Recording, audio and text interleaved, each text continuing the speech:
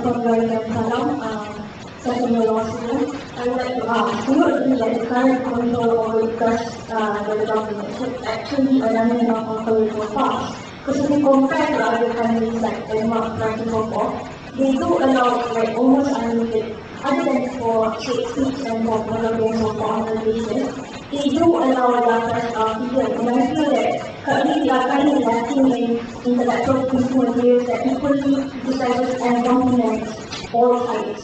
What do you think? Yeah, that has nothing to do with the law that enables the government to withdraw license if the press is found to be doing something wrong. But there is nothing wrong in the press publishing alternative views or alternative information or publishing the truth. When you stop other people from giving their views altogether, that is bad. That is an abuse of the law and abuse of the policy of the country. The policy of the country is to ensure that the press is not used to arouse racial feelings or to arouse other feelings which would disrupt and undermine the stability of the country. But when we use the law in order to prevent any news, anything that is not supportive of you from being published, that is an abuse of the law. It is not because the law is wrong. It is because the people abuse, the people who have the right to use the law abuse the law. As I said just now, right from the beginning, I said, if you have a knife, the knife is not a bad thing. You can use it in order to carve something beautiful. But if you use it to stab people, then of course it's bad. But do you ban the knife? Imagine a world without knives. You can't do anything. You see, so the law is there for a specific purpose, but don't abuse the law. Don't stop people from publishing what is the truth simply because you don't like it. Whereas, if somebody does something that is going to cause upheavals in this country, race riots in this country, then of course apply.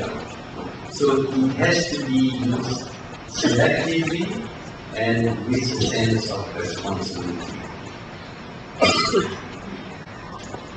Your e-systems and all that, which you introduce in the government to non-food. The rest doesn't work, of course, because that's not what people want to read. They want to read about somebody being killed, somebody being murdered, whether Ashwarya, right? That is news. So they will always be biased, but we expect the monitoring of responsibility from them so that they will report some of the things that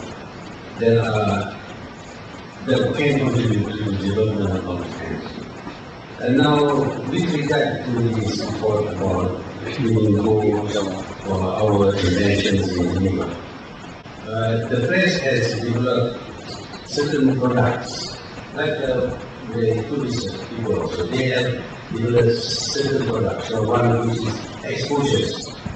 Then they have developed a kind of news which is based on facts and fiction. All kinds of products which make the writer very popular. And one of the things that they invented was debunking. Anything that is being praised and looked up to can be debunked. And they will go and look into all the nooks and corners to find out dirt and to reveal dirt. So if you look into the background of every one of us, I think you will find that we are all grave sinners. And they will publish that, especially if you become a public figure. That is something that sells.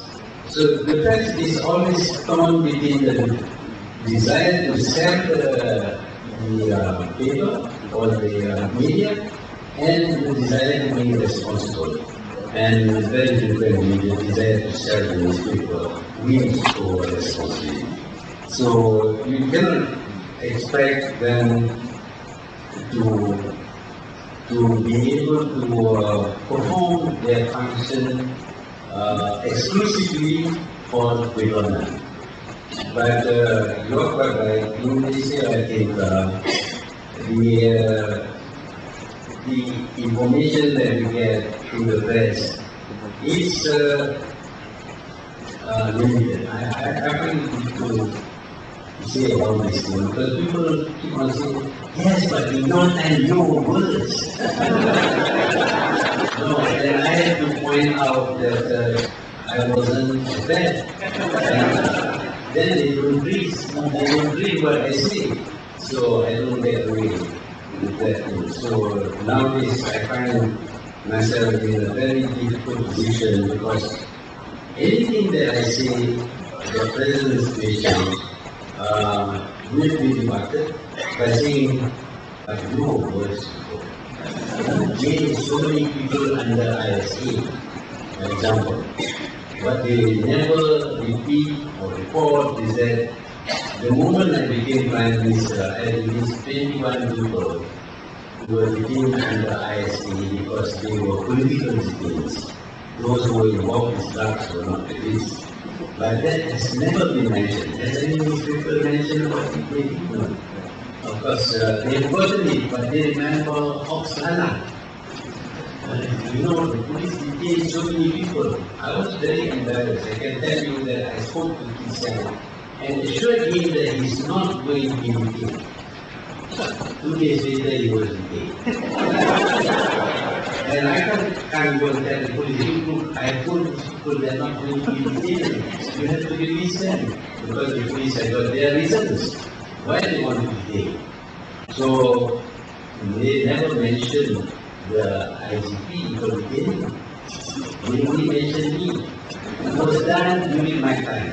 In other words, I went to Parliament, couple of this young guy struck his neck and threw him into the... That is the impression that you get. The fact that I didn't want him to be detained or his colleagues to be detained, including Dr. Senghel, has never been important.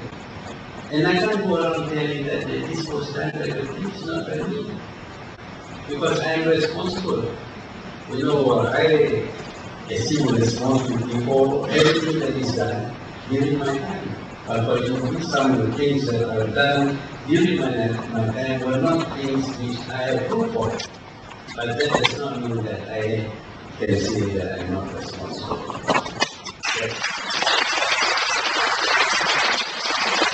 But maybe in this country, you are not like the Japanese.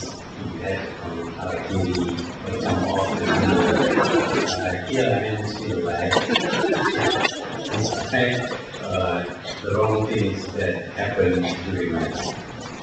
So, any other questions? Yes, so thanks.